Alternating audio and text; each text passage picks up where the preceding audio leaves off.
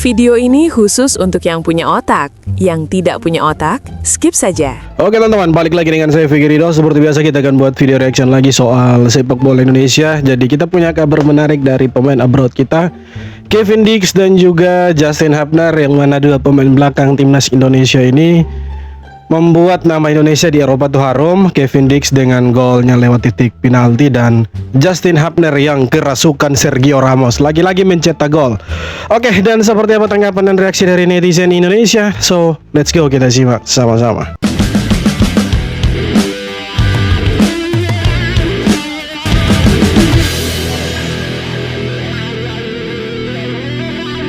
Juventus kabarnya lagi cari kiper baru.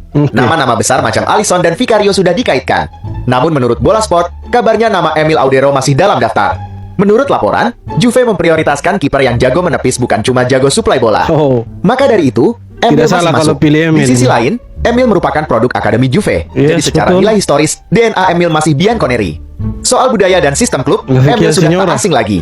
Namun tentu saja Emil Audero bukan opsi pertama bagi La Vecchia Signora.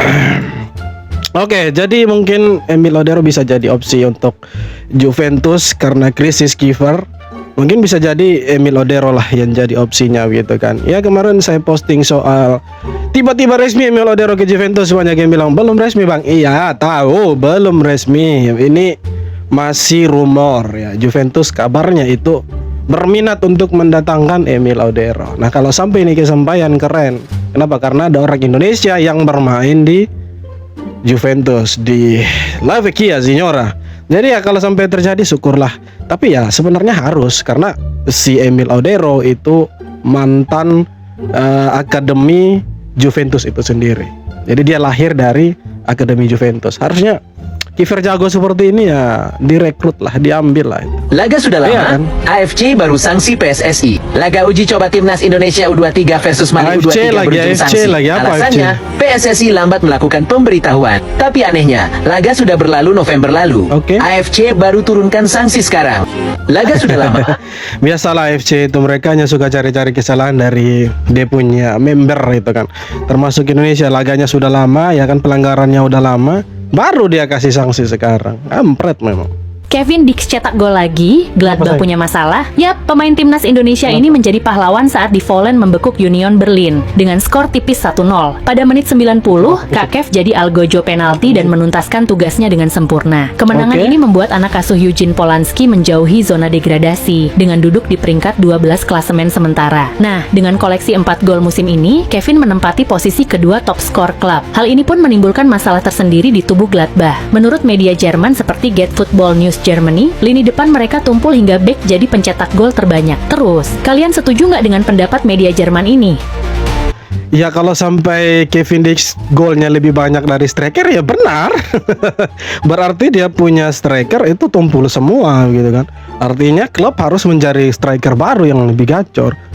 Kok mana bisa pemain belakang golnya lebih banyak dari striker, yang notabene harusnya mereka tuh pencetak gol, ya kan. Tapi kalau kita bicara soal Kevin Dix, dia memang spesialis eksekutor penalti. Ya, dari beberapa kali dia mengeksekusi penalti itu mungkin baru sekali 2 kali gagal, tapi selebihnya itu selalu berhasil. Mungkin akurasinya itu 90% gol itu.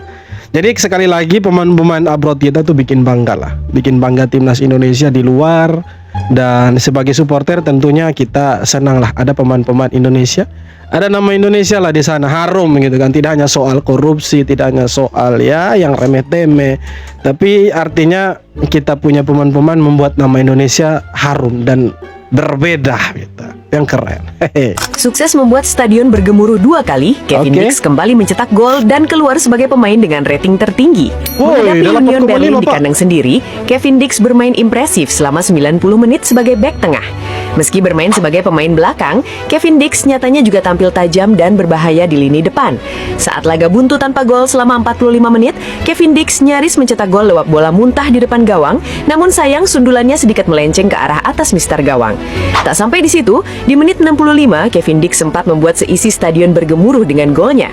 Dia tampil agresif dan mengambil inisiatif untuk membantu penyerangan, dan hasilnya Kevin Dix mampu mencetak gol dengan finishing bak seorang striker. Namun sayang golnya harus dianulir oleh VAR. Saat laga sepertinya akan berakhir imbang, beruntungnya Borussia Mönchengladbach mendapatkan hadiah penalti di menit akhir. Yes, Dan betul. Kevin Dix yang maju sebagai eksekutor berhasil mencetak gol dengan tenang dan sempurna. Gol ini menjadi gol keempat Kevin Dix musim ini dan menjaga rekor penaltinya tetap sempurna dengan 4 penalti 4 gol. Nonton pertandingan Arsenal vs Chelsea, Minggu 1 Maret tahun. Keren kan kita punya pemain diaspora itu jadi eksekutor penalti. Nah, bagaimana kalau Kevin Dix dijadikan striker nih? Ya kan ada kan cerita-cerita sejarah di mana pemain-pemain belakang yang tiba-tiba jadi striker, nah ganti posisi jadi jago dia. Ya harusnya Kevin Dix cobalah dipasang sebagai striker atau mungkin pemain sayap. Ya secara kecepatan tidak buruk-buruk amat, cepat pemain ini. Speednya oke juga. Ya bagaimana pelatihnya Borussia Mönchengladbach pindahkan saja dia. Posisinya kayak posisi lebih ke depan ya. Daripada pemain belakang terus ya kan. Tambah lagi strikernya buntu semua ya. Kevin Dix bisa jadi opsi bro. Kalau sampai dua orang ini itu nggak jadi starternya John Hartman di timnas Indonesia, Oke. Papa John perlu gua pertanyakan boy. Yes. Karena ini orang berdua Betul. bikin hal keren tadi malam. Karena pasalnya Jason Hubner dan juga Kevin Dix sama-sama cetak gol krusial dan bawa timnya masing-masing raih kemenangan. Keren. Keren cetak golnya, bukan keren. di Liga Kobangan, keren. Ini sih Avenger kita yang lagi di Eropa sih lagi gila-gila banget bos. Mari kita bahas boy. Kevin Dix bersama Borussia Mönchengladbach resmi hentikan tren buruknya tim ini yang nggak pernah menang setelah terakhir lawan Augsburg di bulan November bos. Dan doi berdapat pujian gila-gilaan dari Jerman sana. Karena gimana enggak nih, berperan sebagai overlapping center back, awalnya cuma hampir cetak gol, terus bikin gol dianulir VAR, dan akhirnya cetak gol kemenangan dan berujung keluar sebagai pemain terbaik di pertandingan tersebut. Gelo, nggak bisa nih, Man nggak of the bisa. match, bro. Di Fortuna Sittard juga nggak kalah keren bos. Hubner lagi bergacor parah sama Sittard. Dia adalah salah satu pemain kunci di Fortuna Sittard sekarang. Satu golnya dikontribusikan untuk kemenangan atas Nijmegen, seolah memberikan sinyal John Hartman kalau nggak pasang gue jadi starter, ku tandai kok ya. Dan dua pemain ini membuktikan jadi WNI belum tentu bikin karir lo di Eropa itu kocak. Yes, It's all betul. about mindset and mentality. So kalau menurut kalian gimana nih bos? Jadi Justin Hubner ini setelah dia kerasukan bukan kerasukan janda sih. Setelah dia kerasukan Sergio Ramos cetak gol waktu itu lawan Go Ahead Eagles, tadi malam dia cetak gol lagi. Jadi keren kita punya pemain-pemain ini. Mereka bikin bangga Indonesia di sana, dan lebih kerennya Kevin Dix itu jadi man of the match itu. Nah, bagaimana dengan teman-teman yang lain? Ya, JIC seperti biasa tetap gacor. Secara mengejutkan mereka main dengan 10 orang itu tapi tetap menang itu. Keren. Ya, Kelvin Verdong satu-satunya orang Indonesia yang bermain di 16 besar Europa League. Keren tidak? Keren lah. Hanya Indonesia yang bisa seperti itu. Pemain-pemainnya punya nama besar di Eropa. Tidak sama seperti Malaysia yang pakai pemain ilegal semua. Kebanyakan Aduh, ngurusin janda. beda lah, bos. Karir bakal meredup. Main dulu yang bener. Semua seketika diam karena Justin Hubner berhasil menunjukkan kalau dia adalah pemain yang sangat berkelas. Oke. Yes, pada laga tadi malam Justin Hubner berhasil kembali mencetak gol keduanya ya untuk Fortuna Sittard dan berhasil memenangkan pertandingan atas NEC Nijmegen. Selebrasinya langsung lagi gila Hubner. Nih ya, kita semua tahu. Tidak mau Justin selebrasinya Hubner Ramos tuh gitu gosipnya kan. macem-macem, dibilang begini, dibilang begitu lah. Banyak yang meragukan Justin Hubner sebelumnya, tapi kalian bisa lihat dong, Hubner bisa menunjukkan konsistensinya di dalam lapangan dengan masih Iya, bermain di betul. kompetisi yang luar biasa ya, kompetisi Eropa, salah satu liga yang diketahui dunia. And so, Mr. Hubner, lo keren banget. Teruslah membanggakan Indonesia. Ya, yang paling penting jangan pulang dulu ke Liga Sawah, Liga Kangkung.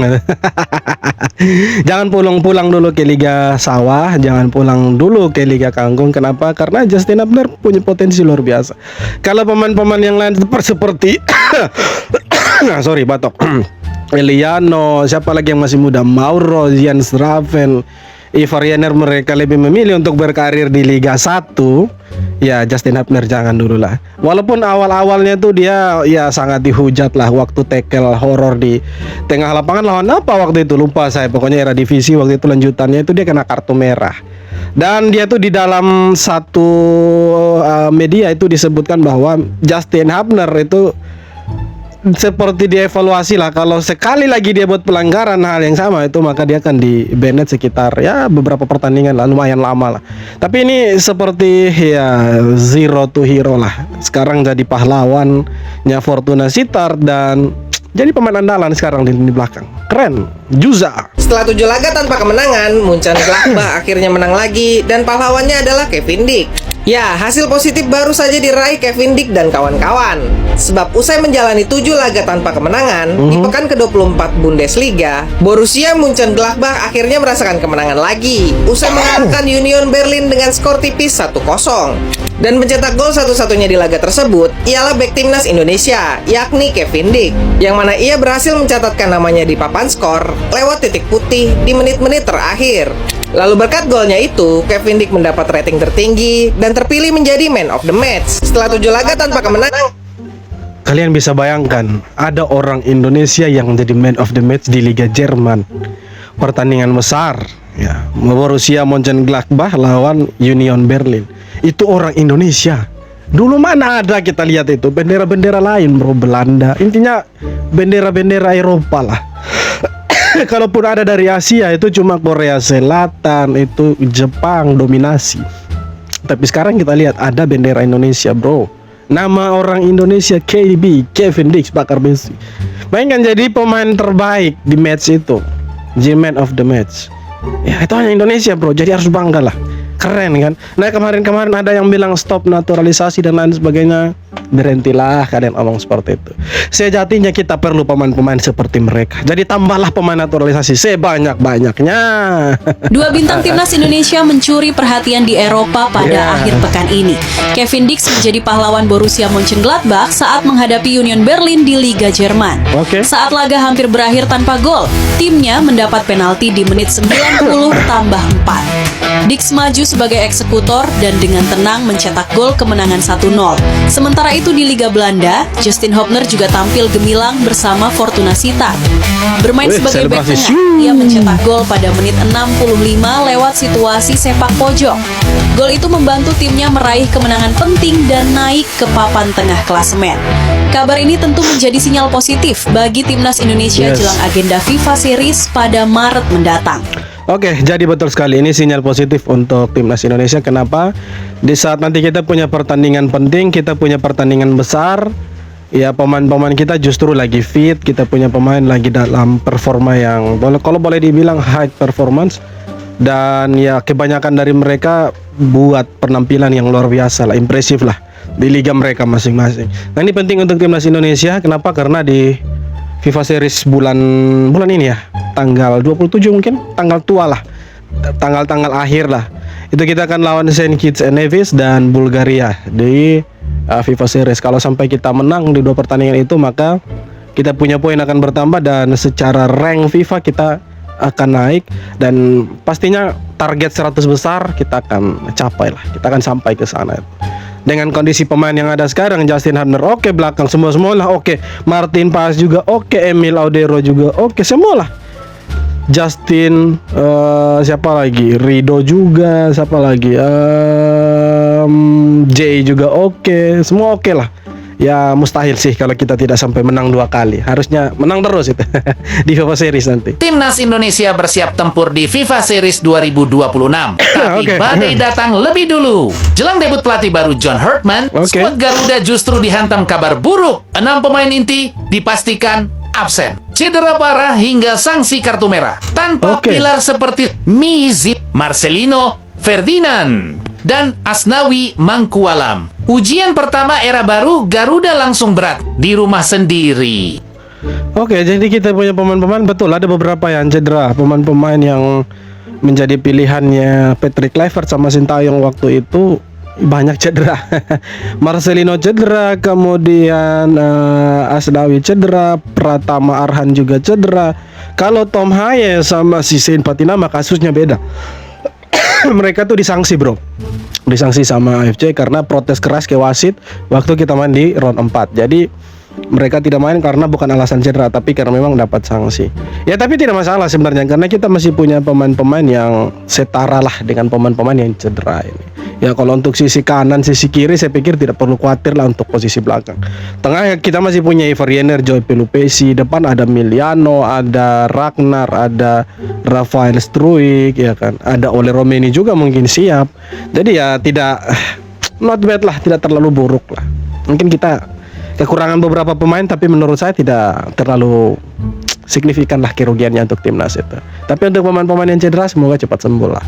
Kira-kira begitu. Iran mundur dari Piala Dunia 2026. Ini isu panas jelang FIFA World Cup. Ketua Federasi Iran buka kemungkinan mundur karena situasi geopolitik yang memanas. Kalau itu terjadi, FIFA akan cari pengganti dari zona Asia. Sayangnya itu bukan Indonesia. Nama Uni Emirat Arab dan Irak masuk opsi sesuai regulasi. Di sisi lain, netizen mulai membandingkan dengan kasus Rusia yang sempat di-ban. Isu standar ganda muncul di kolom komentar. Buat kalian yang menonton semua pertandingan seru, bisa langsung cek profil gua. Apalagi tuan rumah 2026 ada Amerika Serikat, Meksiko, dan Kanada. Situasi global bikin banyak spekulasi. Tapi sampai sekarang belum ada keputusan resmi. FIFA masih pantau kondisi sebelum ambil langkah lanjut. Oke, jadi kondisi sekarang yang Timur Tengah panas, perang dengan Amerika ini sebenarnya untuk Piala Dunia bukan hanya soal Iran sama Amerika atau Israel ya, tapi ini Meksiko juga lagi chaos. Kemarin kartel narkoba mereka itu ditembak sama militer Meksiko, ya kan. Kemudian AS dengan Iran sekarang juga lagi, ya kalian tahu lah, perang besar-besaran. Nah bisa jadi Piala Dunia batal kalau sampai ya prioritas keselamatan itu tidak dipentingkan lagi gitu. Nah ini kan bukan hanya hajatan kecil-kecilan. Ini event besar ini, bahkan ini bersejarah ini bro. Jadi ya kemungkinan besar ya Iran ya akan menarik diri atau mungkin ya tidak akan tampil nanti di Piala Dunia. Nah pertanyaannya sekarang, siapa sih yang akan ganti Iran? Tidak mungkin Indonesia. Kenapa tidak mungkin Indonesia? Karena secara peringkat waktu itu kita tidak sampai di round 5, tidak sampai kualifikasi. Jadi ya kemungkinan besar negara-negara seperti Irak atau Uni Emirat Arab ya mereka lah yang akan menggantikan Iran kalau sampai Iran itu mundur, karena ya statusnya mereka sekarang dilarang sama Amerika. Amerika tuh larang Iran masuk ke negara mereka. Mau itu dia dalam hal olahraga, politik dan lain sebagainya, Iran tidak boleh masuk. Tapi semoga lah perang cepat berakhir dan ya damailah, jangan ada perang-perang gitu kan, dan Indonesia aman. Ya karena ini kalau perang ya berat semua nih, akan berdampaknya kemana-mana gitu. Oke, terima kasih banyak sudah nonton dan terima kasih juga sudah like dan komen dan subscribe. Kita jumpa lagi di video-video berikutnya. Thank you bro.